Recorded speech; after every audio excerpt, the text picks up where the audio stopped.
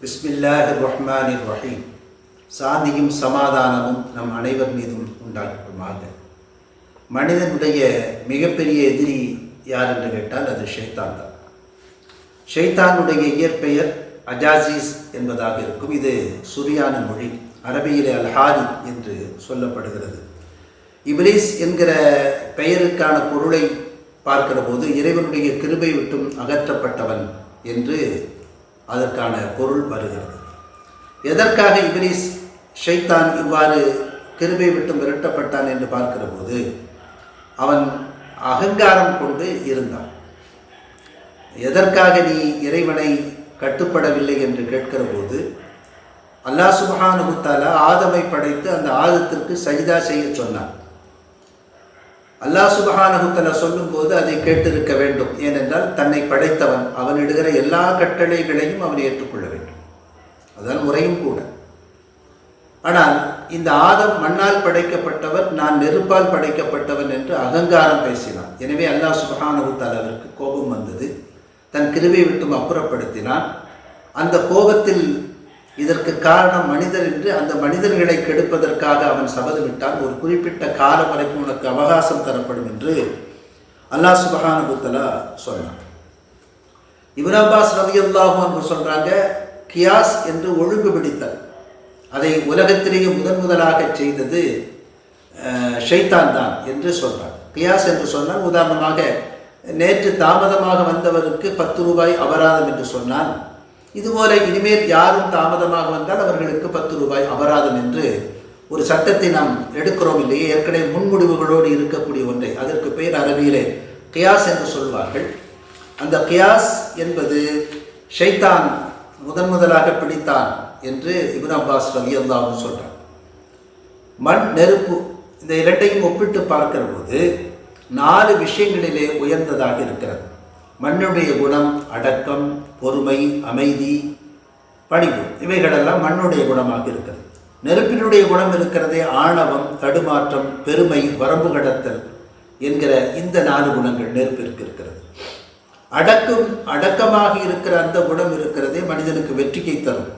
அடங்காத பெருமை இருக்கிறதே அது அழிவை தரும். அல்லாஹ் சுப்ஹானஹு வ தஆலா சொர்க்கத்தினுடைய மண்ணை பற்றி நபிகள் நாயகம் ஸல்லல்லாஹு அலைஹி வஸல்லம் சொல்லுகிற போது சொர்க்கத்தினுடைய மண் கஸ்தூரி மணத்தோடு இருக்கும் என்று சொல்லி இருக்கிறார்கள். ஆனால் நெருப்பை பற்றி சொல்லப்படவே இல்லை. சொர்க்கத்தில் நெருப்பு இருக்குமா என்பது பற்றியோ, நரகத்தில் நெருப்பு எப்படி என்பது பற்றியோ பேசப்படவில்லை. ஆனால் சொர்க்கத்திலே மண் என்பது பேசப்பட்டிருக்கிறது. நெருப்பு வேதனையினுடைய அடையாளம், மண் வேதனையினுடைய அடையாளம் அல்ல. மண் நெருப்பை விட்டும் தேவையற்றிருக்கும். மண்ணுக்கு நெருப்பு தேவையில்லை, ஆனால் நெருப்பு வைப்பதற்கு இடம் தேவை. அந்த இடம் மண்தான். ஆதம் அலைஹிஸ்ஸலாத்து வஸ்ஸலாம் அவர்களுக்கு நான் பணிய மாட்டேன் என்று சொன்னதனால் அல்லாஹ் சுப்ஹானஹு வ தஆலா அவனை எடுத்தெறியப்பட்ட ஷைத்தானாக மாற்றிவிட்டான். அதனால தான் நாம் என்ன செய்கிறோம், எல்லா நற்காரியங்களை செய்கிற போதும் அவனுடைய தீண்டுதலும் அவனுடைய பார்வையும் பட்டுவிடாமல் இருப்பதற்காக அல்லாஹ்விடத்திலே நாம் கேட்கிறோம். மிக குறிப்பாக திருக்குர்ஆன் ஓதும்போது அப்படி ஓதிக்கொள்ள வேண்டும் என்று அல்லாஹ் கட்டளை இடுகிறான். வைதா கரஅத்தல் குர்ஆன ஃபஸ்தஇத் பில்லாஹி மினஷ் ஷைத்தானிர் ரஜீம். திருக்குர்ஆனை நீங்கள் படிக்க துவங்கினால் எடுத்தெறியப்பட்ட ஷைத்தானை விட்டும் நீங்கள் பாதுகாப்பு தேடுங்கள் என்று அல்லாஹ் சுப்ஹானஹு வ தஆலா சொல்லித் தருகிறான். ஒரு மேலை நாட்டு பெண்மணி இஸ்லாமிய மார்க்கத்தை ஏற்றுக்கொண்டது. அப்படி ஏற்றுக்கொள்வதற்கு என்ன காரணம் அப்படின்னு கேட்கும்போது, மற்ற மதங்களிலே பெண்தான், குறிப்பாக அம்மா தான் ஆதத்தை கெடுத்தார்கள் என்று எழுதி வைத்திருக்கிறார்கள், சொல்லி வைத்திருக்கிறார்கள். ஆனால் திருக்குர்ஆன் மட்டும்தான், இஸ்லாம் மட்டும்தான் ஹவ்வா கெடுக்கவில்லை, ஹவ்வாவையும் ஆதத்தையும் ஷைத்தான் கெடுத்தான் என்று தெளிவான செய்தி இருக்கிறது. ஃபஅஸல்லஹும ஷைத்தான் அன்ஹா, ஷைத்தான் தான் இருவரையும் வழிகெடுத்தான் என்று இருக்கிறது. எனவே இந்த கருத்து எனக்கு ரொம்ப பிடிச்சது. பெண்களை மிக மோசமாக வர்ணிக்காமல், விமர்சிக்காமல், அழகாக உண்மையை இந்த வேதம் சொல்லுகிற காரணத்தினால் இந்த மார்க்கத்தை நான் ஏற்றுக்கொண்டேன் என்று அந்த அம்மா சொன்னாங்க. ஷைத்தானுடைய பார்ட் என்ன அப்படின்னு நமக்கு தெரியுது. ஷைத்தான் எப்போதுமே வழிகெடுப்பான். ஷைத்தான் எப்போதுமே நமக்கு தீமை செய்வான். ஷைத்தான் இறைவனுக்கு புறம்பாக நடக்க தூண்டுவான் என்று தெரிந்ததற்கு பிறகு அதிலே ரொம்ப கவனமாக இருக்க வேண்டும். அல்லாமா பூசிர் ரஹ்மத்துல்லாஹி அலைஹி புர்தா என்கிற தன்னுடைய காவியத்திலே வஹாலிஃபின் நஃப்ஸ வஷ்ஷைத்தான ஃபஅஸிஹிமா என்று ஒரு வரியை எழுதுகிறார்கள். நஃப்ஸ் என்கிற ஆன்மா, கெட்ட எண்ணங்களை தூண்டக்கூடிய ஆன்மாவையும் ஷைத்தானையும் எதிரிகளாக கொள்ளுங்கள் என்று சொல்றாங்க. எப்போதெல்லாம் தீமையை தூண்டக்கூடிய வேலையை ஷைத்தான் செய்கிறதோ அதற்கு மாற்றமாக நாம் நடக்க வேண்டும். நாம் உண்மையாக இருக்க வேண்டும் என்று சொன்னாலும் நம்முடைய அந்த ஷைத்தானிய குணம் இருக்கிறதே, அது எல்லா வகையிலும் நம்மை கெடுத்துவிடும்.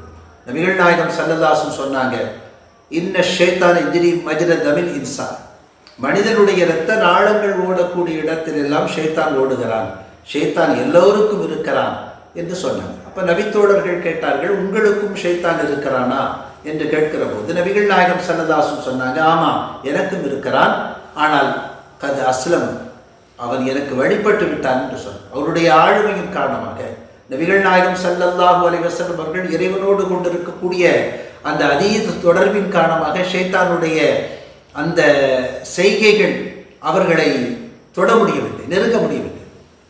நாம் இறை நம்பிக்கையிலே பலவீனப்பட்டு கிடக்கிற காரணத்தினாலே ஷைத்தானுடைய எண்ணங்கள், ஊசலாட்டங்கள் எல்லாம் நம்மை வெகுவாக மிக சுலபமாக பாதித்து விடுகிறது.